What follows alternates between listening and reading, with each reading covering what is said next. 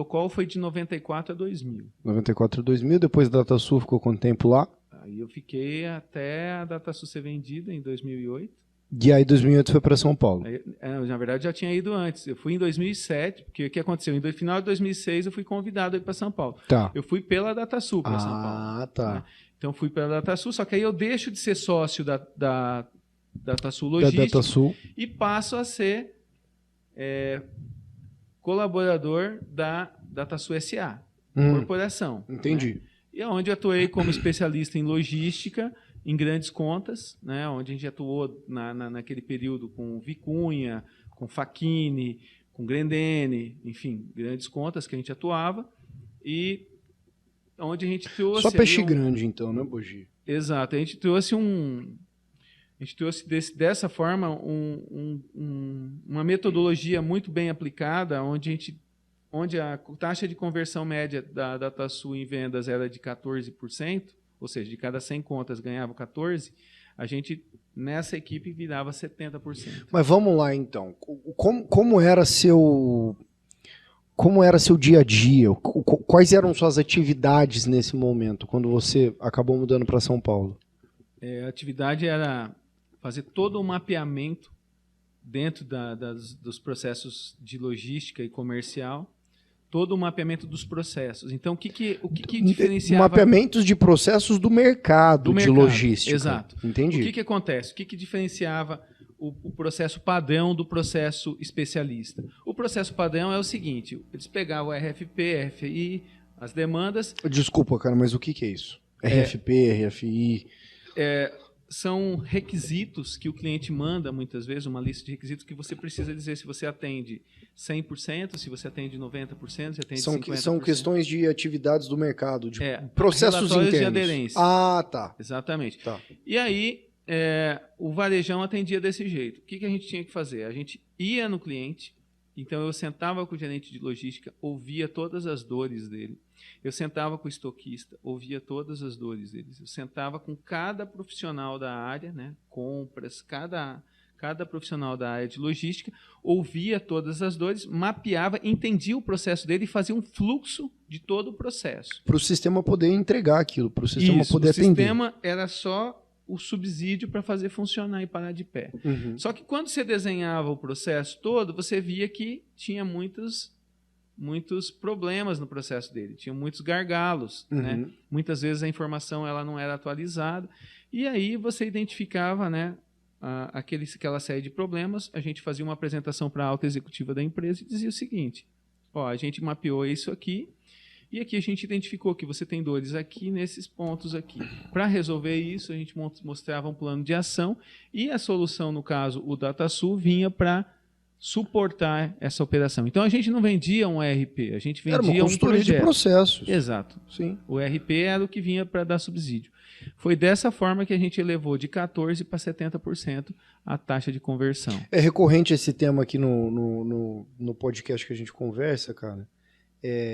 Essa questão de entender o problema do negócio, entender quais são as dores, entender como é que funciona. Porque, de fato, querendo ou não, você fazia um papel de venda consultiva. Você ia lá, você entendia tudo aquilo, quais eram as dores. Eu imagino que, além do processo de implantar o sistema, vocês também mudavam processos internos e adaptavam processos para encaixar com o sistema.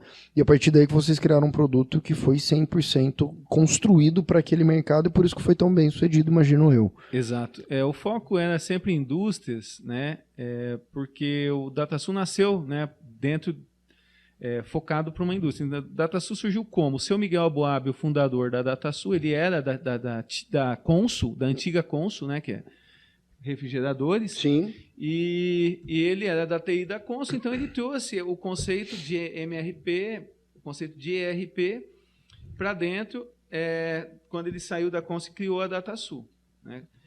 Então, o sistema ele era muito redondinho para a indústria, né? Sim. E é até hoje, né? E aí depois, é claro, o DataSul evoluiu para outros segmentos, tem várias frentes, mas assim, era um produto assim muito robusto. Então, quando a gente entrava nessas empresas como na época Mabel, Facchini, né, todas essas que eu citei ali, a gente sabia que o produto tinha condições de atender, porém, às vezes o processo não estava redondo. Tinha casos que eu chegava lá, o estoquista falava, às vezes dá diferença, porque o rapaz lá esquece de atualizar. É aquele negócio, se o cara esquece de atualizar, Não tem nenhum como sistema saber. vai funcionar. Perfeito. E a gente apontava isso, que às vezes a empresa não enxergava. Como a gente ficava 2 semanas mergulhado nos processos, entendendo tudo e ouvindo tudo, desde o nível mais alto até o nível mais baixo, então a gente fazia realmente uma fotografia de toda a operação. Ô, Bugi, mas esse processo de passar essas 2 semanas com o cliente, isso já era já havia um contrato assinado? Já era parte do processo de implantação? Ou era tipo, a gente tem uma ferramenta aqui, um RP, que é específico para o seu mercado, podemos conversar, e aí durante esse processo de levantamento e vamos dizer assim, prospecção, você fazia essa imersão? Na verdade, é uma aposta que a DataSul fazia, por isso que ela é limitada a grandes contas. Porque é um processo caro de venda. Muita hora de muita gente especializada. Exatamente. Né? Você tem um especialista de cada área. Então, tinha eu como especialista de logística, tinha um especialista em finanças, tinha um especialista em RH, um especialista em manufatura, tinha um outro cara de back-office para fazer toda a parte de back-office.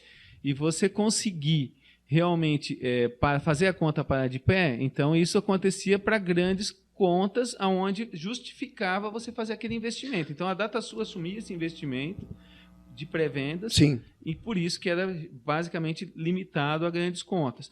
E a gente tinha uma meta, né, onde a gente precisava ter um número de contas e uma taxa de conversão que justificasse. E aí que entra aquela conversão que você falou que vocês aumentaram, que era 14% e foi para mais 70%. Isso. Enquanto a base geral fechava 14%, em média. A logística estava fechando... Não a logística, mas essa equipe de grandes contas fechava 70%. Né? É porque é um processo bem desenhado, né, Bugi? É que aí o que a gente vendia? A gente não vendia só RP, né? A gente vendia toda consultoria, pô. Exatamente.